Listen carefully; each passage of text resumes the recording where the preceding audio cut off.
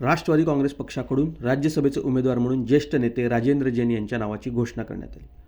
उमेदवारी निश्चित करण्यासाठी राष्ट्रवादी पक्षाच्या कोर कमिटीची बैठक तब्बल 2.5 तास चालली। अखेर जैन यांच्या नावावर शिक्कामोर्तब करण्यात आले। पक्षाचे कार्याध्यक्ष प्रफुल्ल पटेल यांचे ते निकटवर्तीय मानले जातात। प्रदेशाध्यक्ष सुनील तटकरे यांनी जैन यांच्या नावाची अधिकृत घोषणा केली। उमेदवारीच्या घोषणेनंतर राजेंद्र जैन यांची पहिली प्रतिक्रिया आपण आता पाहूयात, ते नेमकं काय म्हणाले।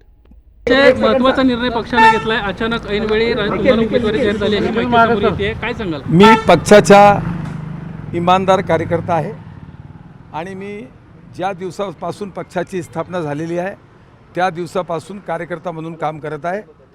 स्वर्गीय आदरणीय अजितदादाच्या मार्गदर्शनामध्ये मी 2 वेळ विधान परिषदामध्ये निवडून आलो, 1 वेळ मी पडलो।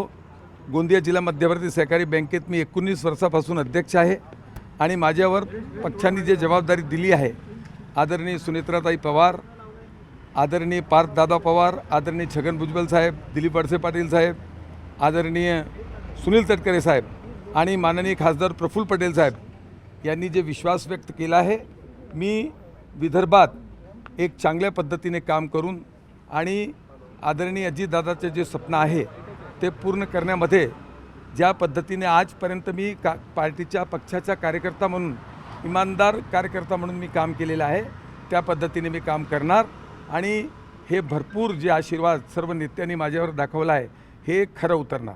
सर, या निमित्तानं कोणाचे तुम्ही विशेष आभार मानाल? कारण सर्व मला तुमचं नाव सर्व माझे हे जे नेते आहे, आदरणीय अजितदादाचा माझ्यावर आशीर्वाद होता। अजितदादाबरोबर भरपूर काम केलेला माणूस आहे मी आणि फक्त पक्षाबद्दल इमानदारी, पक्षाबद्दल जे काम करण्याची पद्धत आहे माझी आणि एक सामान्य कार्यकर्त्याला जे सर्व नेत्यांनी जे आशीर्वाद दिला आहे मी खरं उतरणार। ते कोणी ते वरिष्ठ नेते आहे माझे, मी माझे वडील सारखे आहे ते आणि आमच्या पक्षात काय नाराजी वगैरे राहत नाही। एकजूट एक संघ पक्ष आहे आणि ते माझे वडीलधारी आहे, त्यांचे आशीर्वाद माझ्यावर आहे। मी मागील 15 वर्षात अनेकदा त्यांनी मला आशीर्वाद दिलेला आहे, कुठेही असा त्रास नाही आणि आम्ही सर्व एक संघ आहोत। विधान परिषदेवर सातत्याने तुमचं नाव चर्चेला यायचं, मात्र ऐनवेळी तुमची उमेदवारी कापली जायची।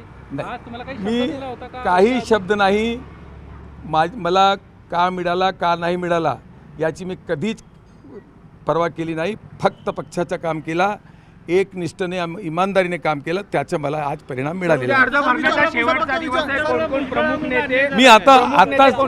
मी आज काही बोलू शकत नाही, मला